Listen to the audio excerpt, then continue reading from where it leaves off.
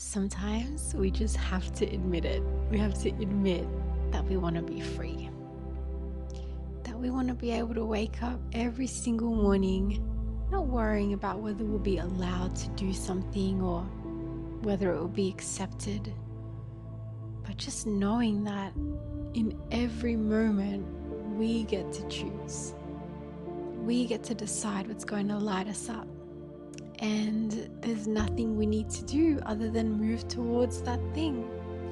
And I know that if you're a child of a parent who's an immigrant or someone who's had a very different cultural upbringing to you, it can be really difficult to juggle those two worlds. There's one side of you that just wants to make your family happy, wants to stay safe, to do things the same as everyone else. And then there's another side of you that just wants to break free. A side of you that maybe witnesses the freedom that a lot of people in your life experience.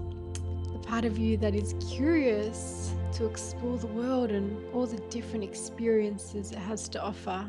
And it can be really tricky to decide which category to place yourself in. And so you kind of end up feeling like you're without a home or without an identity because you can never fully delve into either one. I remember my ex-father-in-law, he used to see me, juggling these two lives, hanging out with all my Aussie friends during the day, but needing to get home early enough to catch the family and not get in trouble. And he used to always just sing this song to me. The song would go, "If I keep on raining, they'll ever gonna break." That's how he would sing it. But essentially he was trying to tell me, like, if you keep on trying to uphold this double life, if you keep lying to yourself and lying to others, eventually it's all gonna fall apart. And it makes me think that, like, it doesn't really have to get to that to begin with. It shouldn't have to get to so much hiding and lying just to live your life. And it shouldn't have to get to sacrificing either. So tell me, why is it so that in a lot of our cultures right now, it's either sacrificing what you want or having to lie and hide what you want or who you are? And is there a possibility for a life where everyone can just be themselves and we can trust each other, and being yourself is not a bad thing, it's not a sin or frowned upon?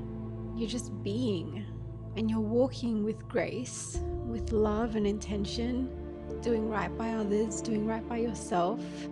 You're not using freedom to cause harm, you're just being. And when you're just being, your soul is free. Your soul is itself. It's not confined and restricted to be something other than itself, because what your soul is free. It's a light being that travels the galaxies. It can't be caged and constricted. And when it's allowed to fly like that, you get to uncover more of who you really are. Your true nature starts to seep out, and you get to learn more about it and follow its whispers and its callings of what it wants to do next. This is how we were supposed to live, and we shouldn't feel guilty about it either. We shouldn't feel shame about it. Shame is such a dangerous human emotion. Shame is probably the opposite of self-love. Every time we feel shame towards ourselves, we end up disconnecting ourselves from a part of us. We start to push certain traits of us away from ourselves, to say that it's wrong, to say that it's bad.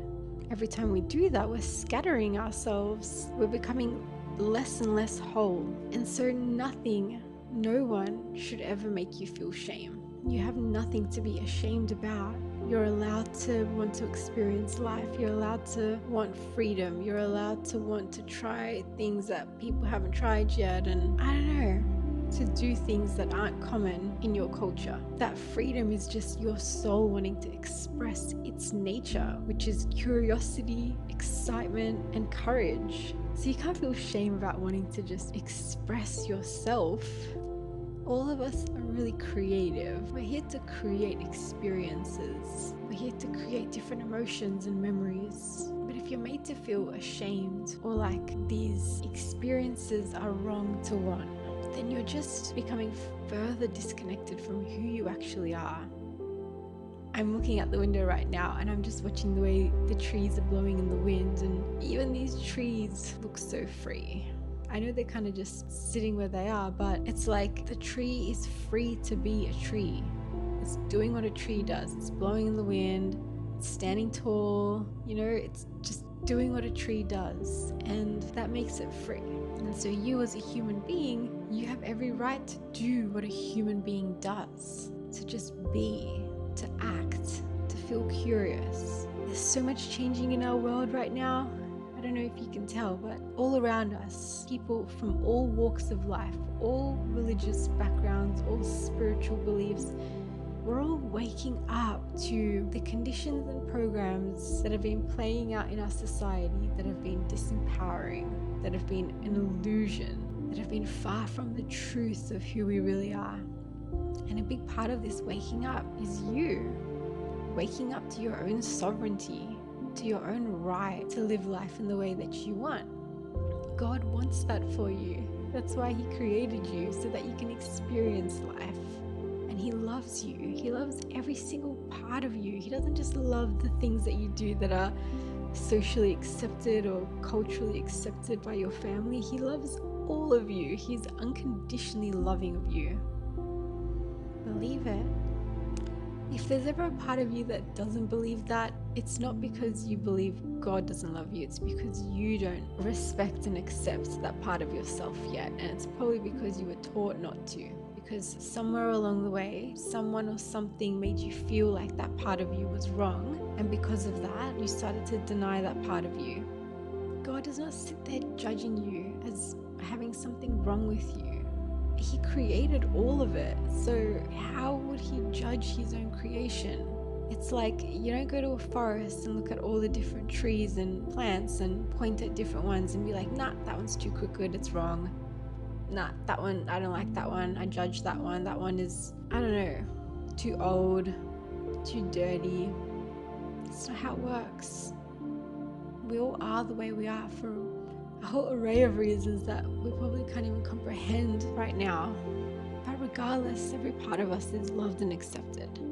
No part of us requires or deserves shame. And if someone else tries to make you feel shame, whether it's a family member or someone in the community, it's because they are projecting onto you a part of themselves that they feel shame towards. It's a part that they haven't integrated yet. Everyone is always just projecting their own internal demons. So think of it as like an invitation. You don't have to take it. You don't have to take other people's judgments and perceptions of you. You can just look at it like someone is offering it to you like an invitation, but you choose to deny it, knowing that that's their own thing. It's just a projection, but it's not really important. It's none of your business really. You just choose to deny that invitation, and then you just continue being you. So knowing that there's nothing wrong with wanting to live life on your own terms, what's one thing that you can do to head towards that life? Are you waking up each morning, calling the shots, working wherever you want to work without fears of what people are going to think, studying whatever you want to study, hanging out with whoever you want to hang out, regardless of who they are, where they're from, what their gender is? Like, you're just being a human. You're allowed to do that. Good luck.